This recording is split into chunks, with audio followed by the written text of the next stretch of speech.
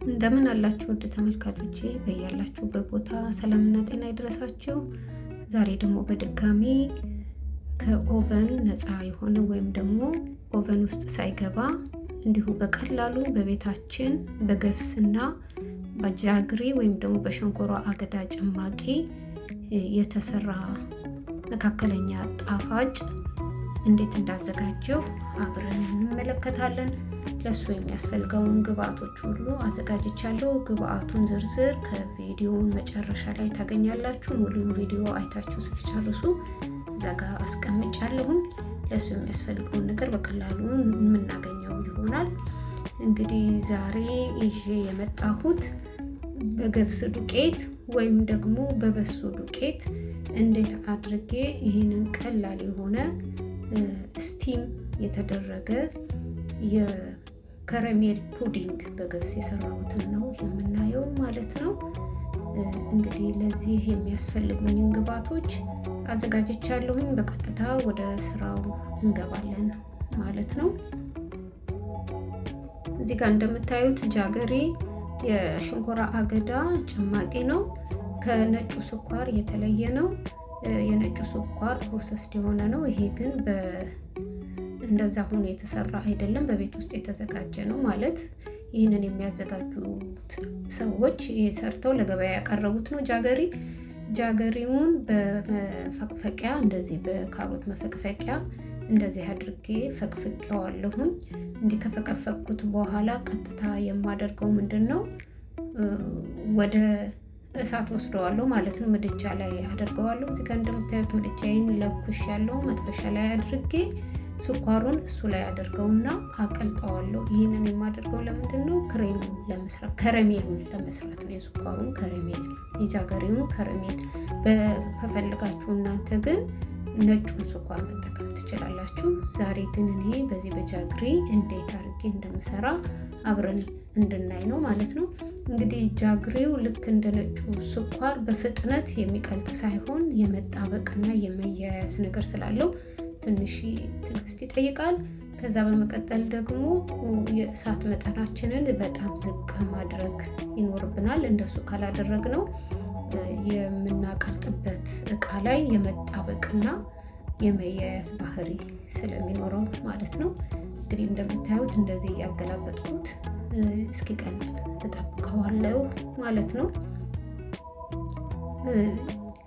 ከረሜል በተለያየ መንገድ ይሰራል። እንዳልኳችሁ በነጭ ስኳር መስራት ትችላላችሁ። ዛሬ ግን ጃግሪን ነው እኔ የመረጥኩት። ጃግሪን የመረጥኩበት ምክንያት ደግሞ ለጤንነት ጠቃሚ ስለሆነ ነው። ጃግሪ ለአይረን የተባለውን ማዕድን በዝቅተኛ መጠን በውስጡ ማግኘት እንችላለን። ከዛ ውጭ ደግሞ የተለያዩ ማዕድናትን ይዟል። ማግኒዚየም በውስጡ አለ። ማግኒዚየምን ማግኘት እንችላለን። ሌላው ደግሞ ከዚህ ውጪ ጉልበት ይሰጠናል። ኃይልን፣ ኢነርጂን እንድናገኝ የሚረዳን ነው። እሱ ብቻ ደግሞ አይደለም። በቀላሉ የምንበላው ምግብ ከበላን በኋላ በዚህ የተሰሩ ጣፋጮችን ብንጠቀም በቀላሉ እንዲፈጭልን ይረዳናል ማለት ነው። ነጩ ስኳር ብንወስድ ነጩ ስኳር ውስጥ ምንም የምናገኘው ጥቅም የለውም ከጣፋጭነቱ በስተቀር። ይሄ ግን ያው ጣፋጭነቱ እንደተጠበቀ ሆኖ የተለያዩ ማዕድናትን ይዟል። እንደ ፖታሲየም ያለውንም ጨምሮ ይዟል ማለት ነው። እንግዲህ ጃገሪው እንደምታዩት በዚህ መልክ ስቲክ አድርጓል ወይም ደግሞ የመጣበቅ ነገር ያሳያል። ቀስ እያልን እንዲቀልጥ እናደርገዋለን ማለት ነው። ጃገሪ እንደ ማንኛውም ስኳር ጣፋጭነት አለው። ከመጠን በላይ ከወሰድን ደግሞ ለጤንነትም ደግሞ በተጓዳኝ የሚያመጣቸው ነገሮች ሊኖሩ ስለሚችሉ መጠኑን ዝቅ አድርገን ብንወስደው የነጩን ስኳር ያህል ጉዳትን በውስጣችን አይፈጥርም ማለት ነው። በነገራችን ላይ ሁልጊዜ እንደምለው ማንኛውም ጤነኛ ነው ብለን እንኳን የምንመገባቸው ምግቦች መጠን ካለፈ ሰውነታችን ከሚፈልገው በላይ ስለሚሆንበት ወደ ሌላ ነገር ውስጥ ሊገባ ስለሚችል የምንመገበውን ማንኛውንም ነገር ጥንቃቄ ማድረጉ አስፈላጊ ይመስለኛል። ከዛ በመቀጠል ትንሽ ውሃ ነው ጠብ ያደረኩበት። እንዳያችሁት ይኸው ተጣብቋል፣ ቀልጦልኛል። ቀጠን እንዲል ስለፈለኩ ነው። ያው ከረሜል ስለሆነ የማደርገው በዚህ መልክ እንደዚህ አድርጌ እንትን እለዋለሁ፣ እንዲቀጥን አድርገዋለሁ። ያው እንደምታዩት ሲሮፕ ሆኗል ማለት የሆነ ነው። ትንሽ እንደገና ውሃ ጨምርበታለሁ። ከዛ በኋላ የምፈልገው ደረጃ ላይ ሲደርስልኝ አወጣዋለሁ፣ እሳቱንም አጥፍቼ ማለት ነው። እንግዲህ ይህንን ይመስላል ከረሜሉ። በዚህ መልክ ነው የተሰራው። በነገራችን ላይ መጨረሻ ላይ ቪዲዮውን ስታዩት ያለውን ነገር እገልጻለሁ። እስከዛ ድረስ ግን ቪዲዮውን እስከ መጨረሻ እንድትከታተሉት በዚህ አጋጣሚ እነግራለሁ። ያለውን ውጤት አይተን ምን እንደሆነ እነግራችኋለሁ ማለት ነው። በቃ ይኸው እንደምታዩት ነው፣ ሲሮፕ ሆኗል። ይበቃኛል። ከዚህ በላይ ብዙ እንዲቆይም አልፈልግም። እሳቱን አጥፍቼ በአዘጋጀሁት እቃ ላይ እጨምረዋለሁ ማለት ነው። ጃግሪን በተለይ በህንዶች ሱቆች እዚህ ውጭ ያላችሁ እንግዲህ ሌላ ቦታ እንዴት እንደምታገኙት ባላቅም፣ ግን ብዙውን ጊዜ በህንዶች ሱቅ ውስጥ ነው የሚገኘው። ምርቱን በአብዛኛው ከእነሱ አገር ስለሚመጣ ነው። እሱን መጠቀም እንችላለን። ካልሆነ ደግሞ ብራውን ሹገርን መጠቀም እንችላለን። አገራችን ያለን ቡናማውን ስኳር በአገራችን ያለውን እሱን መጠቀም እንችላለን፣ የማግኘት አቅሙ ካለን ማለት ነው። እንግዲህ ጨርሻለሁ። ቀጥታ ወደ አዘጋጀሁለት ፓን ነው የምወስደው ማለት ነው። ከዚያ ምንድን ያደረኩት ስኳሩን ካስቀመጥኩ በኋላ እንቁላል አዘጋጅቻለሁ። እንቁላሉን እንዳለ ውሃው ነው እዚህ ጋር የምጠቀመው። እኔ በዚህ መንገድ መስራት ስለፈለኩኝ ነው። እነዚህን ያዘጋጀኋቸውን እንቁላሎች እመታቸዋለሁ ማለት ነው። ያን ያህል በጣም ብዙ መምታትም አያስፈልግም። በደንብ እስኪዋሃድልኝ ድረስ እንደሱ አደርገዋለሁ።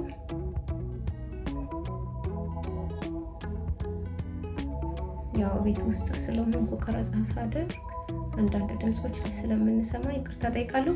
ከዛ ቀጥታ 2 ኩባያ ወተት አዘጋጅቻለሁ። ቀስ እያልኩኝ ያዋሃድኩት እመተዋለሁ ማለት ነው። ያው እንደምታዩ ቀጥሎ የማደርገው ነገር ምንድነው? ያዘጋጀሁትን የገብስ ዱቄት ነፋበትና እዚህ ላይ አደርጋለሁ።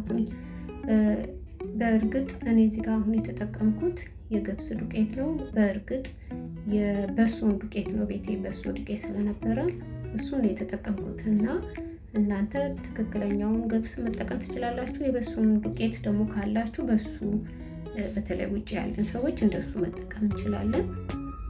እንደምታዩት እዚህ ጋር ገብሱ ላይ ቤኪንግ ፓውደር፣ ሲነሙን አድርጌያለሁ፣ ቀረፋ፣ ጨው እንደዚህ አድርጌ ነው እየነፋሁት ያለሁት።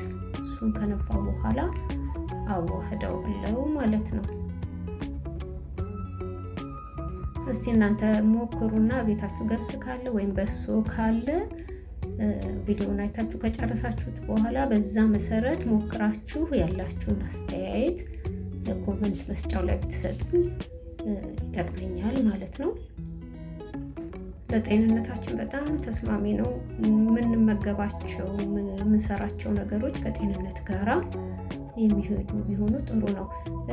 በነገራችን ላይ ይሄ የገብስ ዱቄት በጣም አሪፍ ነው ለልብ ህመም፣ በልብ ህመም ለሚቸገሩ ሰዎች በጣም አሪፍ ነው። የስኳር በሽተኞች የሆኑ ለስኳር በሽተኞች ይመከራል። በውስጡ የተለያዩ ማዕድናትን ይዟል እና ከነጩ ዱቄት ወይም ከፍርኖ ዱቄት ይሄኛው ይሻላል። በፍርኖ ዱቄት መስራት ይቻላል፣ ግን ከጥቅም አንጻር ግን የሚጠቅመንን ነገር እንዲህ አድርገን መስራት እንችላለን። የገብስ ዱቄት ደግሞ በእርግጥ አንቸገርም ሀገራችን ለማግኘት። ክብደት ችግር ያለብን ሰዎች እንዲህ ትንሽ ጣፋጭ መመገብ እየፈለግን መመገብ ላልቻልን ይህንን የከረሜል ፑዲንግን በገብስ ዱቄት እንዲህ አድርገን ሰርተን መጠቀም እንደምንችል ለማሳየት ያህል ነው። እንግዲህ እንደነገርኳችሁ ይሄ የገብስ ዱቄት ኢሚዩኒ ሲስተማችንን የበሽታ የመከላከል አቅማችንን ያሳድጋል። ከተመገብነው በኋላ ደግሞ በቀላሉ ይፈጫል፣ አያስቸግርም፣ ሆድ አይይዝም። ስለዚህ ጥቅም አለው ማለት ነው እና የሚጠቅመንን ነገር እንዲህ በቀላሉ መስራት እንችላለን ማለት ነው።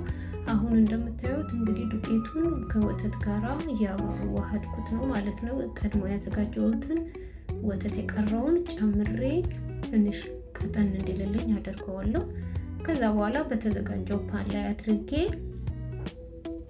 ወደ ምድጃ ወስደዋለሁ። እንደነገርኳችሁ ኦቨን ውስጥ አይገባም፣ ግን ስቲም ነው የማደርገው ማለት ነው። ይኸው ትንሽ ይታገላል ወፈር ስላለ እስኪ ቀጥንልኝ የምፈልገው ቁጥነጋ እስኪደርስ ድረስ እንደዚህ ማስለዋለሁ ማለት ነው።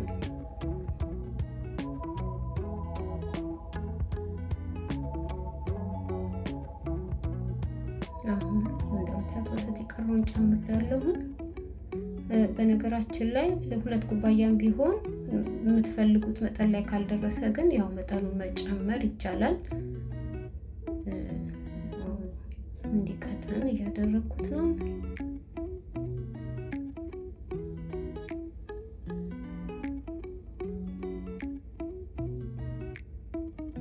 አሁን የምፈልገው ቦታ ላይ ደርሶልኛል። ከዚህ በላይ ብዙ እንዲሄድም አልፈልግም። በቀጣይነት የማደርገው ምንድን ነው? ቅድም ያዘጋጀነው ከረሜላ አለ። እሱን አመጣና በፓኑ ላይ አደርጋለሁ። ከዛ በኋላ ቀጥታ ይሄንን የተዘጋጀውን ሊጥ እሱ ላይ ነው የማደርገው። የተዘጋጀው እንደምታዩት ከረሜሉ እዚህ ላይ ፈሷል። እሱን የተዘጋጀው ከረሜል ላይ ነው ሊጡን ያፈሰስኩት። ከረሜሉን እዚህ ጋር እንዴት አድርጌ እንዳደረኩት እርግጥ ቪዲዮን ሳስተካከል አላስገባሁትም፣ ይቅርታ ጠይቃለሁ። ከረሜሉን እዚህ ላይ ነው ዳይሬክት የምናፈሰው። ከዛ በኋላ በቀጥታ ሊጡን እንዴት እናደርገዋለን ማለት ነው ፓኑ ላይ። ይሄ ፓን ባንዲት ፓን ይባላል። በባንዲት ፓን እንዴት አድርጌ እንደሰራው ነው ያው የምናየው። በዚህ መልክ ተዘጋጅቷል። ከዛ የማደርገው ምንድነው ካስተካከልኩት በኋላ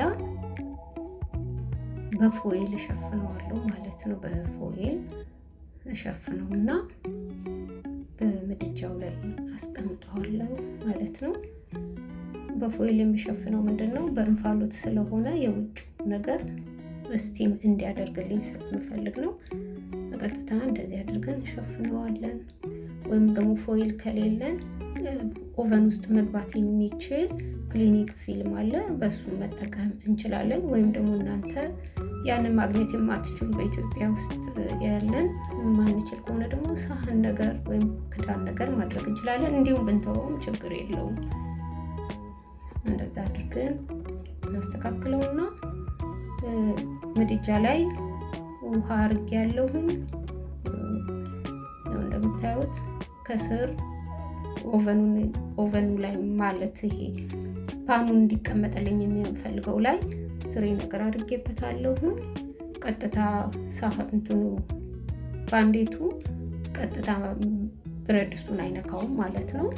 ከዛ ውሃውን ካደረኩ በኋላ ያንን ያዘጋጀሁትን እላዩ ላይ አደርገዋለሁ ማለት ነው። በዚህ መሰረት እንደምታዩት እዚህ ላይ አድርጌዋለሁ።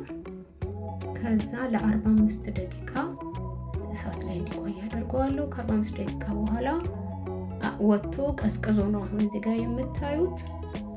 ከአንድ ሰዓት በኋላ ማለት ነው ከቀዘቀዘልኝ በኋላ ይህንን ይመስላል። እንግዲህ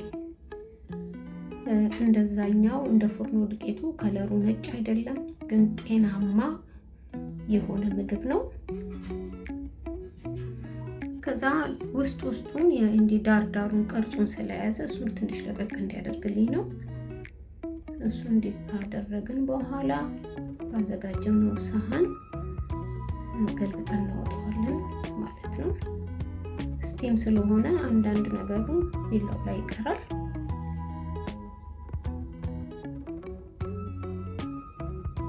ትንሽ ቀዝቅዟል። በርግጥ ሙቀት እንዳለው ለማየት ነው ያልኩት። አሁን ቀጥታ ገለብጠዋለን። ስንገለብጠው ምን እንደሚመስል አብረን እናያለን።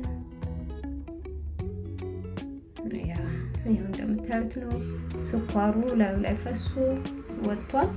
እንግዲህ ቅድም መጀመሪያ ላይ ጃገሪውን ስናቀልጥ አንድ ሀሳብ ነግሬያችሁ ነበረ። ጃገሪውን ሳቀልጥ ውሃ አፍስሼ ነበረ። የውሃው መጠን ትንሽ አነስ ስላለ ጃገሪው ምን ሆኗል? ወፈር ለድለድ እንደማለት ሆኗል እና እንዲህ ፍስስ አላለም። ስለዚህ እናንተ በምትሰሩበት ጊዜ ግን በጃገሪ የምትሰሩ ከሆነ ውሃ መጠን ስለሚፈልግ ትንሽ ጨመር ታደርጉበታላችሁ ማለት ነው። ቀጠን ብሎ እንዲወጣ ለማድረግ ነው። ላዩ ላይ የነሰነስኩት የኮኮናት ፓውደር ነው። እሱን ነው ያደረግኩት። እሱም በጣም ጥሩ ነገር ነው፣ ለጤንነት ተስማሚ ነው። ካገኛችሁት ማድረግ ትችላላችሁ። ካላገኛችሁ ደግሞ በምትፈልጉትን ግብአት ፍሩትም ሊሆን ይችላል፣ ነት የሆኑ አይነት ነገሮችን እንደ ሲምሲም ወይም ሰሊጥ፣ ተልባ ፈልጋችሁትን ነስነሳችሁ መመገብ ትችላላችሁ ማለት ነው። በዚህ መንገድ እንግዲህ ተዘጋጅቷል። እስቲ ምን እንደሚመስል እናየዋለን። ወፈር ያለ ነው፣ ለድለድ ያለ ነው።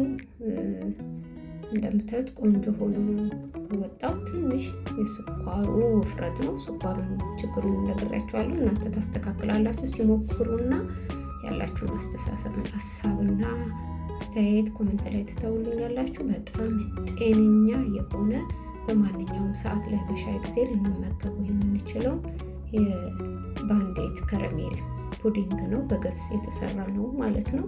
እስቲ ያለውን ነገር ሀሳባችሁን በሀሳብ መስጫ ላይ ልታስፍሩልኝ ጠይቃለሁ።